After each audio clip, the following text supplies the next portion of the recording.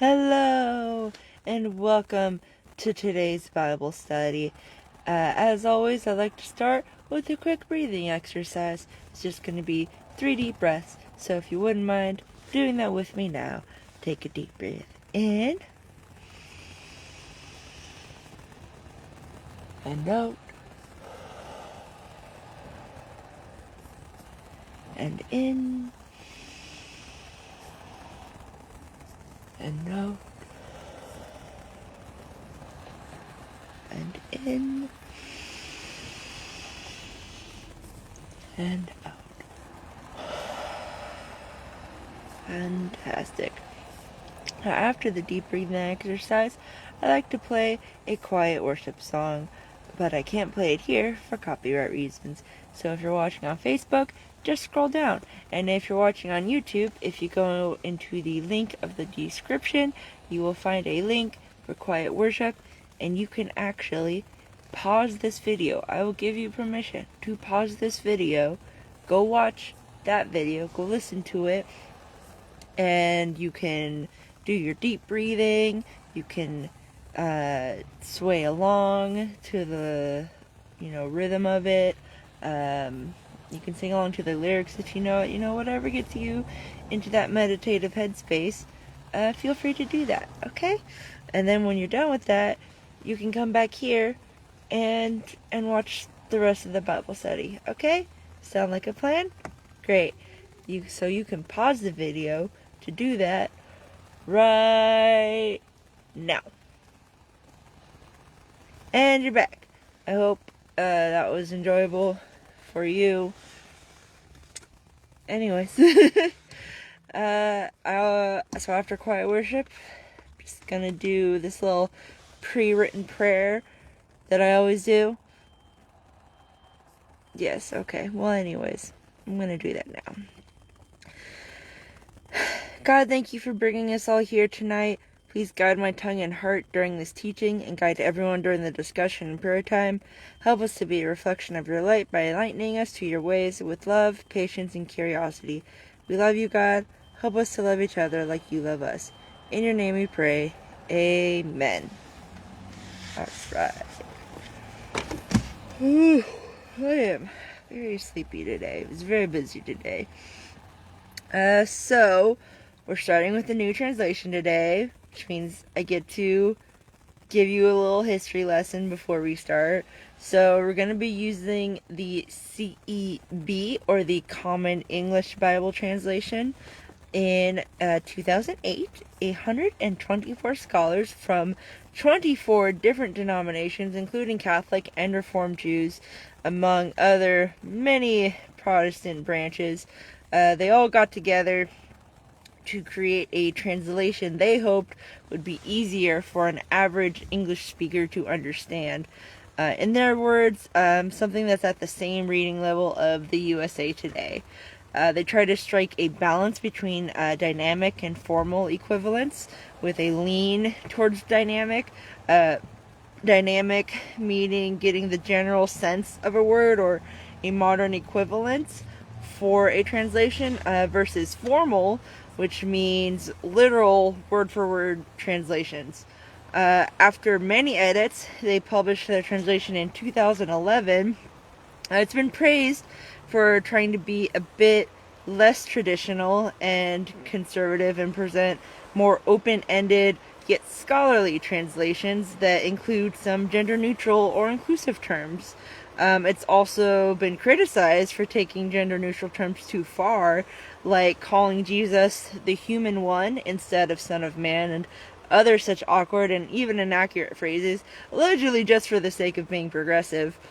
Some recommend the CEB be used as a supplementary text to compare with traditional conservative ones. But the main benefit of CEB is that it tries to un-Americanize or unpoliticize the text, which is important. But one should also keep in mind that some more valid traditional translations were overlooked in the making. And you should really make sure you understand the original context when reading CEB. Lucky for you, for the next 5 Bible studies, you'll have me to walk you through a sample of this translation. So, without further ado, let's see what the CEB has to offer us in Genesis 31, starting with the first verse, which is, Jacob heard that Laban's sons were saying, Jacob took everything our father owned and from it he produced all this wealth. And Jacob saw that Laban no longer liked him as much as he used to. So, Laban's son's envy distorts the truth that Jacob got his flock fair and square. They assume he cheated somehow and left them high and dry. And what's worse, Laban shares in this envy, which causes further tension, as Laban is the head of the household. Laban had no reason to suspect treachery beyond God's blessing of Jacob, which he already knew about. He could have used this as a teachable moment for both himself and his sons to humble themselves before God's power, yet instead he stews like the rest of them. Envy is not a healthy emotion to let run rampant, much less stewing. Let's not forget that the first murder with Cain and Abel started with envy. It's okay to be inspired and want to work harder in a healthy competition, but envy is a slow burn that snowballs into total consumption and hatred. So it's important to be able to recognize it, especially early on. Talk to God about it. Talk to others about it. Talking about it can help you reframe it and let it go. Just be sure you talk to people who will keep you on the right path, not like Laban's sons. Feel for God's peaceful guidance on who the right people are. Oftentimes, God just gives you a gut feeling, but sometimes he'll give you actionable steps to follow when you are distressed, like he does for Jacob in the next verse, which is, Then the Lord said to Jacob, Go back to the land of your ancestors unto your relatives, and I will be with you. Now, it's usually preferable to try to work things out with family, but sometimes the only solution is space. Not only was the bond creating a hostile work environment, Jacob needed room to be the head of his own family, get his own land, so his kids had something to protect when they took over. He couldn't do that under Laban, who was not going to give him land or the independence needed for such a venture. Canaan was the promised land set aside for Jacob and his family specifically by God himself. There's no better deal than that. He got his wives and his children. Now he just needs a home, and that was back in Canaan. Laban couldn't give him anything close to God's promises, so it was time to move on. This command from God also brings up an interesting implication that's hard to pinpoint exactly. Many who have been Christians for a while or converted during times of trouble might recognize this pattern that tends to bring them closer to God.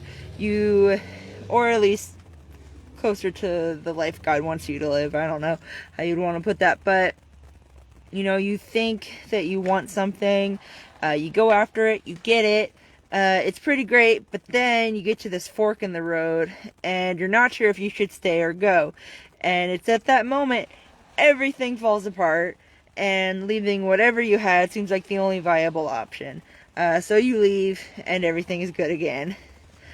You see this pattern with Jacob, who came to Laban for a wife and sanctuary. He then gets 2 wives instead and becomes the best shepherd in the area.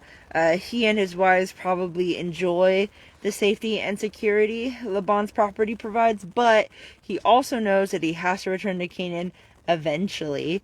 But then it turns on its head, Then it turns on its head anyways, and Laban's whole family hates him now, except for his wives, of course, because Laban keeps trying to cheat him out of wealth and keeps failing at it, which just makes him angrier every time it backfires.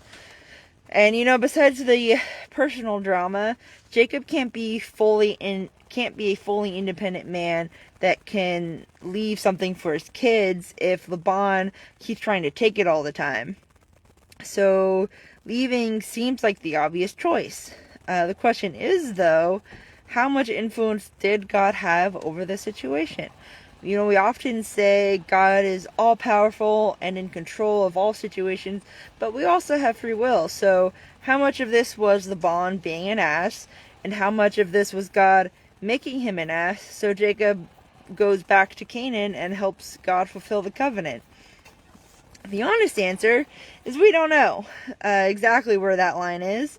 A Calvinist would probably say that God made Laban create a hostile work environment so Jacob would want to leave. I am not a Calvinist, however, so I think it was mostly Laban deciding to be an ass while God nudged his instincts and emotions in that direction. You know, like a friend whispering in your ear, you can decide in the end how you react to anything, even God. The catch is, though, that God can be very persuasive. I personally think that a God who forces his will on others is not a loving God, and therefore doesn't exist. But I suppose believing that God has more sway over us than I would personally like to give him credit for, that doesn't necessarily make you wrong. It's just a difference of theological opinion. As long as it's not to the point of God deciding who goes to heaven and hell, while the people don't have any choice in the matter at all, because that would be fucked up, I think. But it is something to wonder about. How much power do you think God has over you, whether you believe in him or not?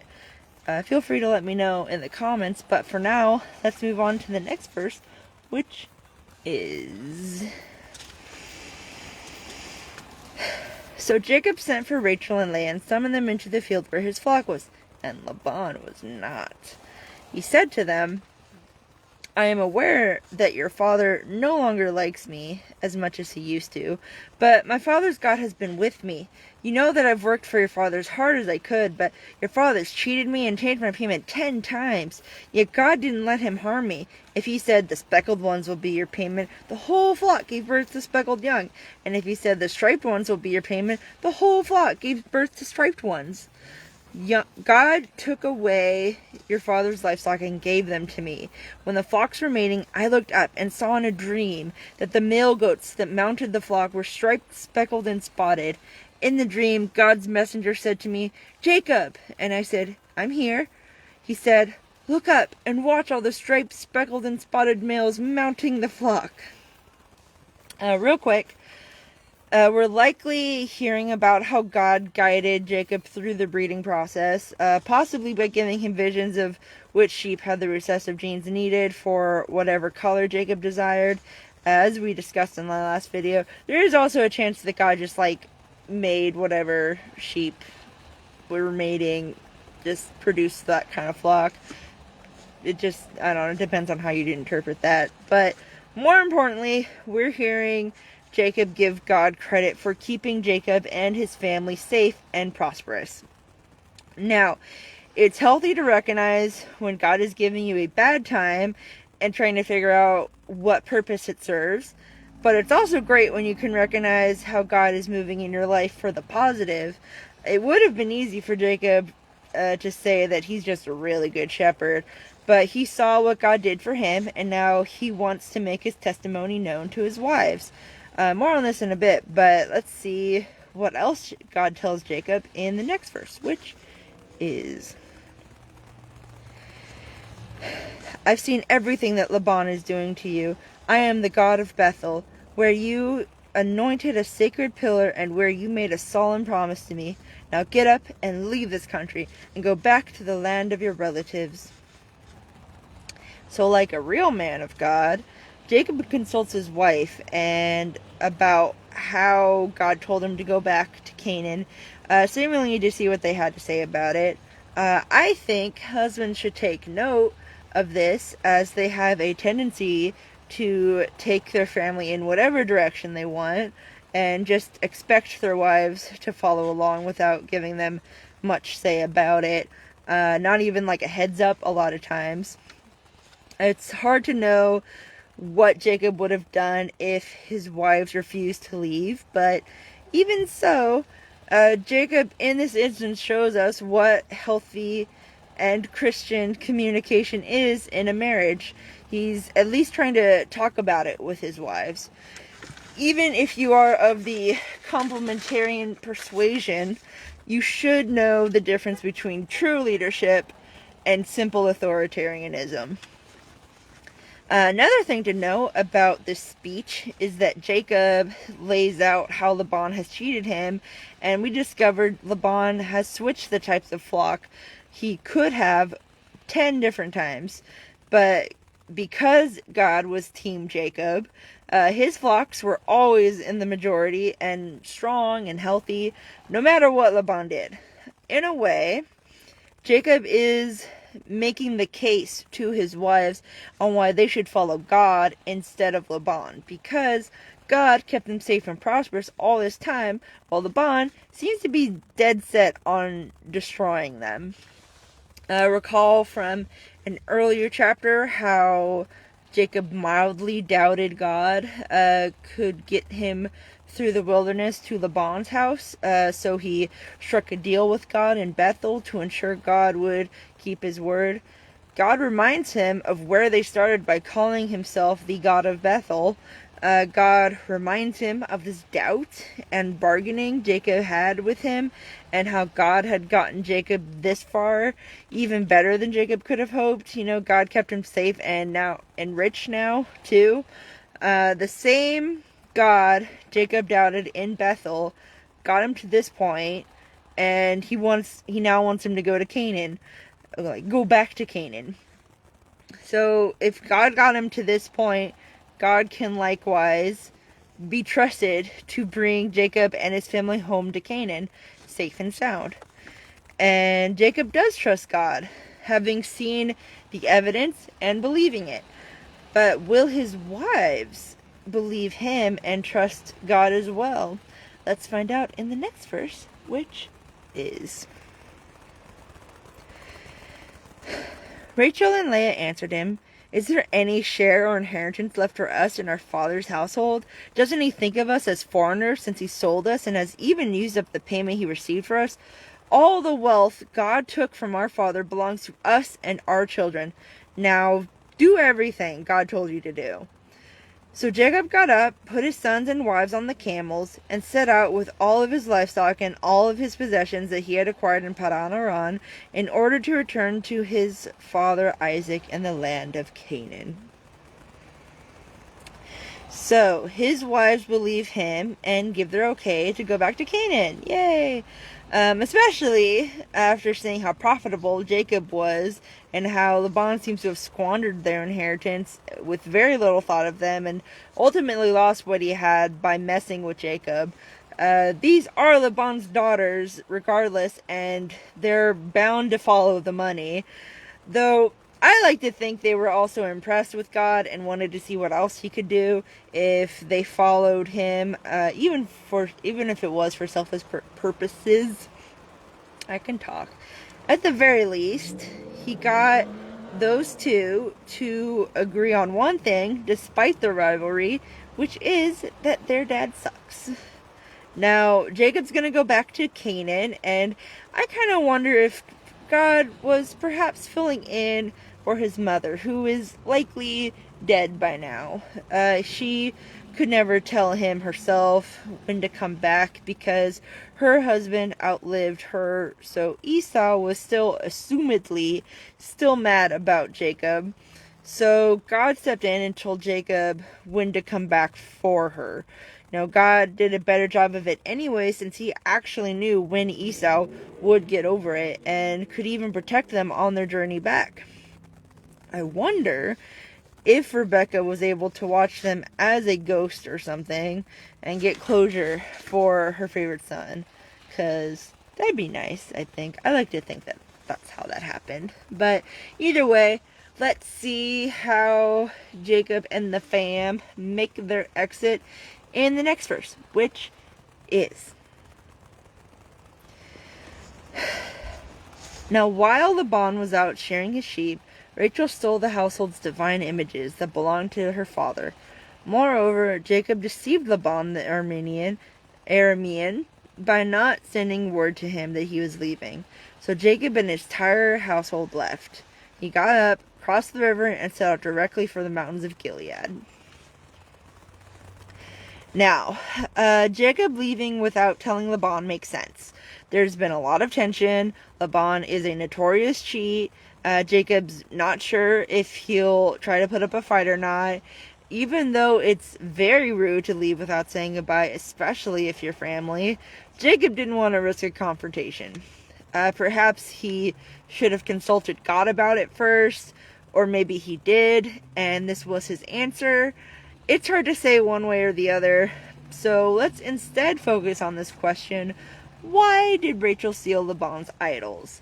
We're not actually sure, but there's a lot of theories. Maybe she also worshipped them. Maybe they were used in Laban's divinations, and she didn't want him to track them with these gods. Maybe she had become a more devout monotheist and didn't want her father worshipping idols anymore. Maybe it was the opposite, and she wanted backup gods in case Jacob's didn't work out. Maybe she just wanted to get back at him for all the trouble he caused, and perhaps she was planning on selling them. I found one bit that said that in some ancient traditions, idols doubled as deeds to land, so perhaps Rachel was planning on claiming Laban's land after he passed, though I couldn't find a secondary source to back up that claim. I personally lean towards the she wanted backup gods or to get back at Laban and maybe sell them theory. Any reasonable person would just assume that a new god would be recreated or bought if they stole it, and a clever one would know that taking away an idol doesn't necessarily mean they'll convert to Christianity, or in this case, Judaism. And like I said, the whole land claim thing couldn't be confirmed with a secondary source. Rachel seems like the ambitiously dramatic type, and growing up with a family that insists that these gods will bring them good fortune, as well as a very vindictive and scheming father, wanting backup gods or revenge sounds about right to me. But what about the tracking theory? Well, you'll see why I don't think it was that one either in the next verse, which is 3 days later, Laban found out that Jacob had gone. So Laban took his brothers with him, chased Jacob for 7 days, and caught up with him in the mountains of Gilead. That night, God appeared to Laban the Aramean in a dream and said, "Be careful, and don't say anything hastily to Jacob one way or the other." So, Laban found them, even without tracking gods, which leads me to think he had other ways of knowing where they'd go. Perhaps with hunting skills, or of their own, or just a good guess, since Laban knew Jacob was from Canaan, and that'd likely be the first place to go, murderous brother or not. Jacob had even told him he wanted to go back to Canaan before Laban convinced him to stay and keep growing his profits. And one can kind of assume if you know where you're going, you kind of know the path, even though there's not really a lot of paths going. Back then you kind of took the same kind of routes, but either way, Rachel probably would have guessed Laban had other ways of tracking them down and wouldn't have wasted time stealing some useless gods, especially since God seemed to rebuff any of Laban's attempts of betrayal or treachery, and she probably would have thought Jacob's God was more powerful than Laban's. I suppose there's a chance she was just being extra careful, but I still think it's a weaker argument. Stronger than land deeds and religious strong-arming, but not as strong as humans' predictable nature of being petty. Just my opinion. You can make up your own conclusions on that. But either way, Laban catches up to Jacob, despite the 3-day head start. You gotta think that was a pretty intense week, though. Scholars think it was about 300 miles from where Laban was to Gilead, where Jacob was. which is a lot of time to stew in your anger. This is probably why God had to come down and tell Laban to be chill and think things through. Let's see if he did in the next verse, which is: Laban reached Jacob after Jacob had pitched his tent in the mountains. So Laban and his brothers also pitched theirs in the mountains of Gilead. Laban said to Jacob, "What have you done? You have deceived me and taken off with my daughters as if they were prisoners of war. Why did you secretly deceive me and not letting me know? I would have sent you off with a celebration, with songs and tambourines and harps. You didn't even let me kiss my sons and daughters goodbye." He's talking about his grandkids as well as Rachel and Leah, by the way. "Now you've acted like a fool, and I have the power to punish you. However, your father's God told me yesterday, 'Be careful and don't say anything hastily to Jacob, one way or the other.' You've rushed off now because you miss your father's household so much. But why? Why did you steal my gods?" So Laban simply chastises him in a dramatic way. I read it dramatically, maybe said it in a calmer voice, but he chastises him, and that's all he does, thankfully enough. He claims that he would have been cool with Jacob and his family leaving, though I have my doubts about this. Laban is the least chill person I know, and always seems to want to be on top of Jacob. Perhaps Jacob's recent God-sent pay raise made Laban reconsider their relationship, or maybe it made him more determined to have total control over Jacob's profits. Hard to say, and we'll never know for sure, but for me, personally, it just feels like Laban is trying to make himself out to be the victim as much as possible. Hence why he ended on his strongest accusation, which is that someone stole his gods.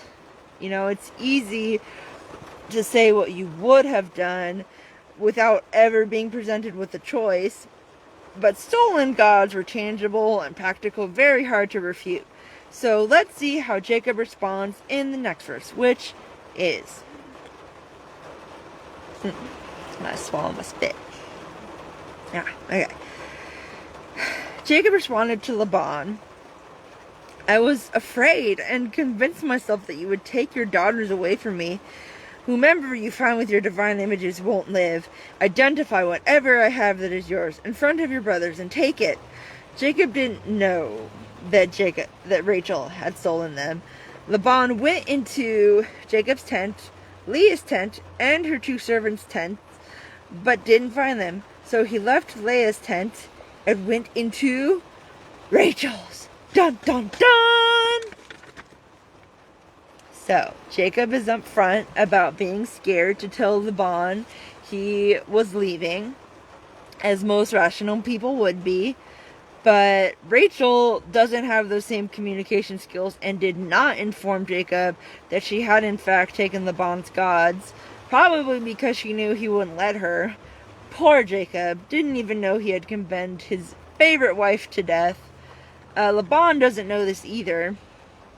He thinks Jacob stole them, which is why he makes a beeline to Jacob's tent and then Leah's, probably thinking Jacob would hide them in his least favorite wife's tent, so she'd take all the blame and he could hit two birds in one stone.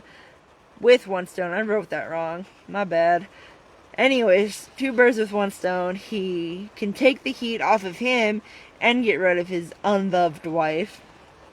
And when Laban doesn't find his gods there, he thought maybe the servants had them. And when that wasn't the case, Rachel was the last person Laban suspected of having the gods. Maybe she was his favorite daughter too. She had made him a good prophet with Jacob, at least. But regardless, now is the moment of truth. Will Laban find his gods? What will he do if he does? What will Rachel do? Let's find out in the next verse, which is... Now Rachel had taken the divine images and put them into the camel's saddlebag and sat on them. Laban felt around in the whole tent, but couldn't find them. Rachel said to her father, "Sir, don't be angry with me because I can't get up for you. I'm having my period." He searched, but he couldn't find the divine images. So Rachel gets away with it, that little rascal.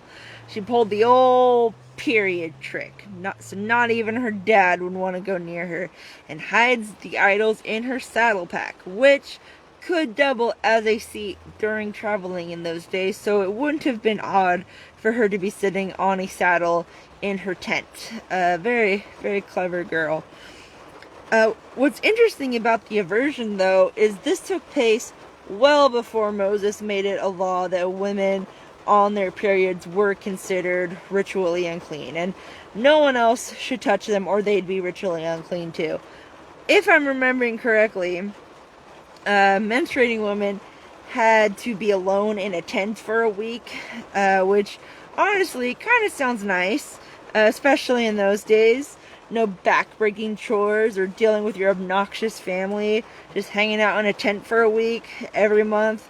I know it sounds sexist, but sometimes sexism accidentally benefits women. I would argue especially so when it's God-ordained sexism. But my initial point was that there wasn't a big official rule about not going near menstruating women in the Jewish community when Laban went into Rachel's tent. So why did he take that as a valid reason for not going near Rachel? Well, there's a few possibilities. The most obvious one is that even before Leviticus's publication, men had an aversion to menstruating women already, which makes sense. Blood coming out of one's genitals could be seen as grotesque, even if it's perfectly normal. Humans, like most animals, are naturally wary and queasy of any blood coming out of anywhere. This theory makes the most sense, and having a culture that already avoids menstruating women probably influenced the law about them in Leviticus in the first place, or at least made it easily accepted without question. But there's another theory too, which is certainly possible. Rachel could have simply been a bit more sensitive to the pains of menstruation, as some of us are, and Laban would have known that and was trying to respect her space. Especially in the heat of the desert, it wasn't uncommon for menstruating women to feel faint, and perhaps Rachel was one of those types. Laban likely didn't think she would actually sit on his gods, especially if she was on her period. This could be possible, though I personally lean towards men already having an aversion to periods in those times, just because that's the kind of world we live in. Notice also how respectful Rachel was with her father, though. Like, "Please, sir, don't be upset that I'm not getting up. I'm just on my period." Like, kids are always extra polite, and when they're trying to, like, hide something or they want something. Sneaky bastards. But let's see what happens when Laban comes back empty-handed in the next verse, which is... Jacob was angry and complained to Laban, "What have I done wrong, and what's my crime that you've tracked me down like this? You've now felt through all of my baggage, and what have you found from your household's belongings? Put it in front of your relatives, and let them decide between us. For these 20 years I've been with you, your female sheep and your goats haven't miscarried, and I haven't eaten your flocks, rams. When animals were killed, I didn't bring them to you, but took the loss myself. You demanded compensation from me for any animals poached during the day or night. The dry heat consumed me during the day, and the frost at night. I couldn't sleep.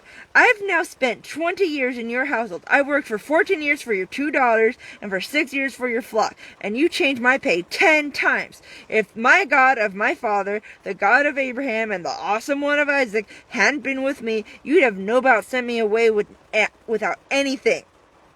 God saw my harsh treatment and my hard work and reprimanded you yesterday." Now, It seems like Laban has been proven irrefutably wrong, and Jacob took that as an opportunity to give him that rant he's been practicing in his head for the past 20 years. It probably felt good to get that off his chest. We find out that Jacob had been taking full responsibility for all the flocks that got killed by predators. In those days, shepherds would bring in carcasses of an attacked flock member as proof that they hadn't done anything to it and fought off whatever beast to get the valuable meat back. In return, the owner would take financial responsibility instead of the shepherd. But Jacob had just been paying for sheep or goats lost out of his own pocket, as well as any that got stolen, whether he was with the flock or not, though the latter was at Laban's assistance. Despite putting up with all this, Laban still insisted on paying him as little as possible and kept changing the rules to benefit Laban only. It was only by the grace of God that Jacob could walk away on top, and Jacob says as much. But there is also an example of, this is also an example of good employee versus bad employer or bad boss. You like ever work somewhere and you were on top of everything and even went above and beyond the call of duty, but your boss would still treat you like shit. Those jobs just aren't worth it, in my opinion. Do what you can to improve the situation, but if it's like talking to a wall, perhaps you should consider leaving like Jacob did.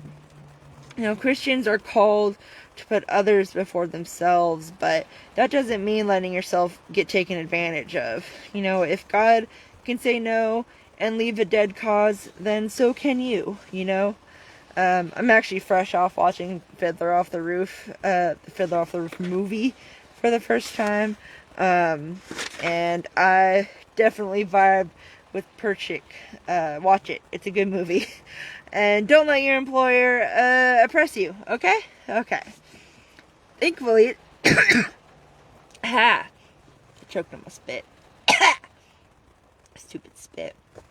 Thankfully, we have a God that will at some point judge our oppressors, but God still has to work around our free will in the meantime. So never cease praying for relief and protect yourself best you can until God answers. Anyways, I was not thirsty before I started, and now that I'm talking a bunch, now I'm thirsty, so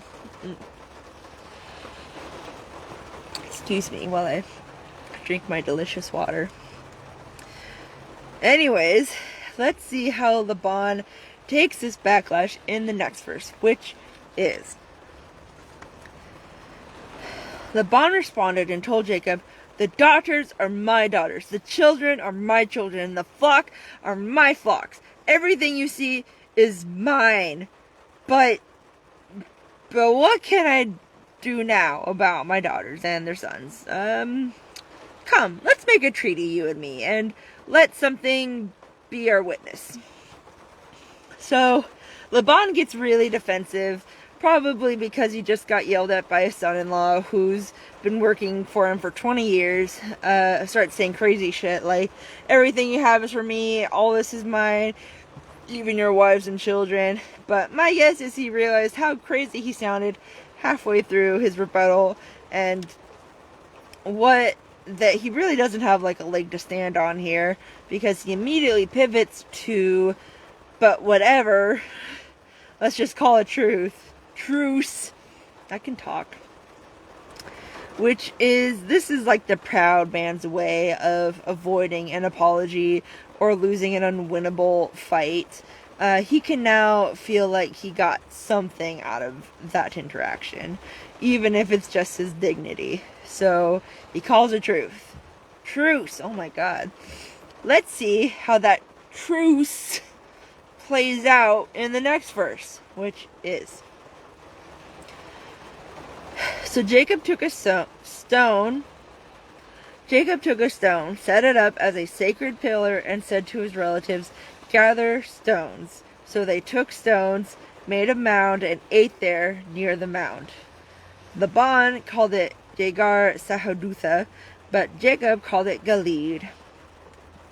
Quick context, both of their names mean heap of testimony or witnesses, but in their own languages. In Laban's it'd be Syrian, and Jacob's would be Hebrew.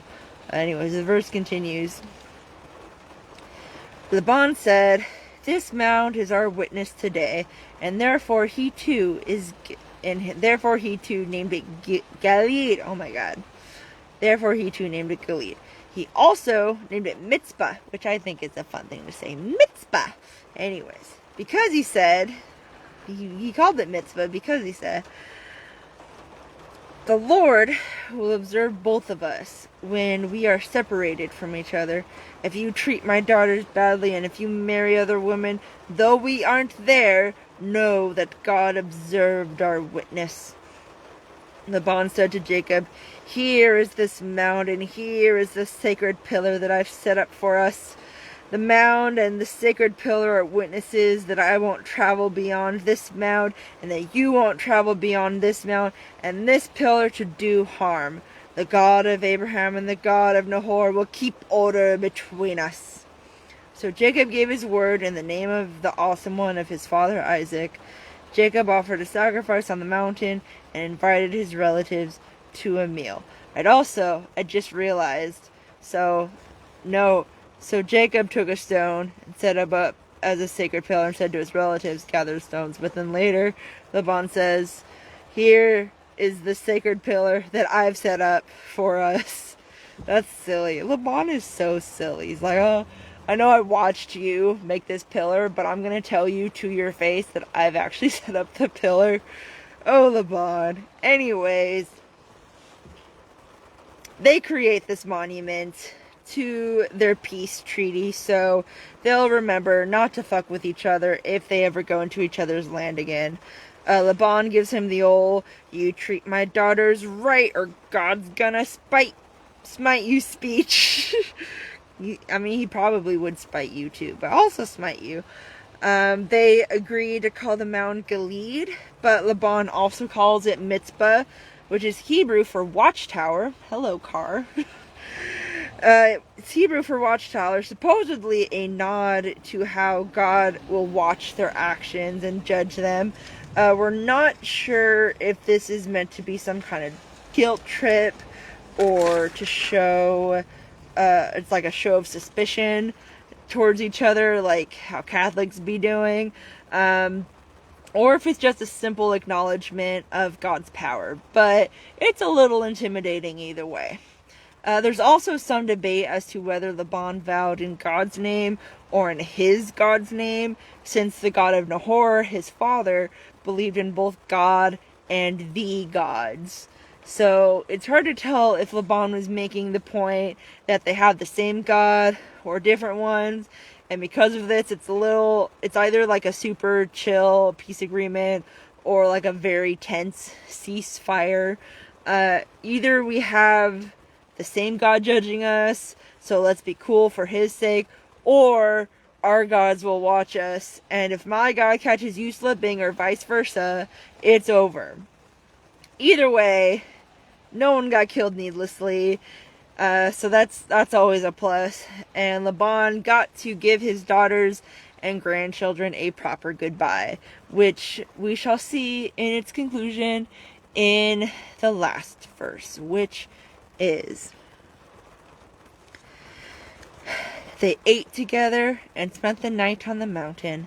Laban got up early in the morning, kissed his sons and daughters, blessed them, and left to go back to his own place, riding off into the sunset." And now, as far as I can tell, we'll never hear from Laban again. Maybe Laban could have joined them, followed Jacob's God instead of his, humbled himself a little, but Laban had built his own life with his own comforts, and he certainly seems like the type to choose convenience over hard-earned glory. God is not a convenient choice to make. It's something you have to give your life to, like any deeply committed relationship. True, believing loyalty in exchange for everlasting peace. Laban only wanted profit, though. Ironically, once he got his profit, he both squandered it and destroyed it by trying to control it. It was a gift from God for taking care of Jacob, and this could not be controlled by Laban. It was a gift. Sorry, I just said that. But also, I'm going to add to it. Sometimes I'm speaking off the cuff now, going off script. How well that always ends. Sometimes these companies or businesses, economically speaking, sometimes in personal relationships, but I'm thinking more economically, you notice somebody else is doing a good thing and it's like helping you a lot, like maybe, like at least in like a business sense, your employees are doing such a good job making you money, and then you mess with it trying to get even more money out of it, but it backfires and you end up making less money because you were messing with a good thing. You never mess with a good thing, okay? Because it's just gonna backfire, okay? Don't put ads on Netflix. That's all I'm trying to say. And stop. Let us share passwords, okay? You're just ruining. You're just gonna make it worse, okay, Netflix? Okay? No more doubles. I'm talking about Netflix directly. Also, bring back Dark Crystal, okay? That's it. If you bring back Dark Crystal, good things will happen to you. I promise. Moving on from that tirade, though. No, we feel the conference. Anyways, by neglecting and abusing Jacob, he lost his opportunity for this blessed life he desired for himself, and Jacob left with his family somewhat bitterly. It's of course preferred if you can work out family squabbles with honest communication and prayer-won obedience, but some family members can't be reasoned with no matter what. Their hearts are hardened and you guys are simply incompatible. In these cases, when everything else has been exhausted, it's often best to cut these people off, at least a little. Create space so you guys aren't breathing in each other's faces. It doesn't have to be a full block, but just limit the time and energy you put into them. It can be difficult because you want to solve this problem, but some problems are unsolvable, especially if the other person refuses to even acknowledge any wrongdoings on their part. God can cut people off, so you should be able to as well. You need to know when to let go, though, and you'll only know for sure through prayer. I highly recommend praying to God about it first, because only God knows when someone is truly a lost cause. Nothing worse than cutting off someone who just needed some extra attention. Jacob listened to God and left when God told him to, and he's happier for it. His wives may have lost their earthly father's inheritance, but they got to share the eternal inheritance provided by their heavenly Father. I personally prefer the eternal ones anyways, and I hope you do too. And with that, we have come to the end of this study. Feel free to leave any questions or comments down below, as well as prayer requests of any kind, but for now, let's review the ones that we have. So as always, we want to pray that God forgives our sins. We want God to fill us with Jesus, with the Spirit, whatever. We want to be filled with God's fullness. We also want to pray for Dr. Heiser, who has cancer, and Trey, who had COVID. I think he's fine, but we'll pray for him anyways, because it's hard when your co-host has cancer. I'm also going to be praying for myself. What do I need to be prayed for? My medication seems to be kind of working. We're still working out some bugs, but I'm a little bit more optimistic now. I'm going to be interacting on a social level with a bunch of people next week. I'm gonna go to a friend's wedding, and I'm a little nervous that I'm gonna be weird and alienate all my friends because it's been a while since I've been around people. So I guess I'll pray that that doesn't happen. But other than that, I'm not too bad. I think I'm just gonna keep praying that excuse me, I'm gonna just keep praying that I get better at having a relationship with God, because I'm not great at reminding myself for that. So I'm just gonna put this light on. Damn it. There we go. It's getting a little dark. Hello. Prayer time. I should make a theme song. That'd be a good transition instead of just saying, okay, I'm gonna pray now. I'll get a prayer song. That's a smart idea. I'm gonna make a mental note of that. Anyways. Hey God, how's it going? Just wanted to pray that you forgive us of our sins. Anything that we know about, help us to correct it. Anything that we don't know about, please let us know so that we can correct it. I also pray that you just fill us with your fullness, as Francis Chan puts it. Just less of us, more of you. And, I'm not saying that.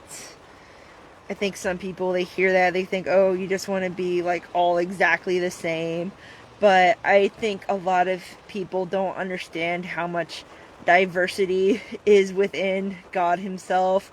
Like, everything that is good is God, basically. And there's a lot of good in this world, and there's just a lot of things, or at least neutral things even. So, we're not saying that we want to all be like cookie cutter. We want to reflect in our own individual ways your diversity and your goodness and your love and your strength and your righteous indignation. It's not always love and sunshine. Sometimes you gotta yell at people, in a loving way. It's still love, but hey, stop doing that. You know what I mean.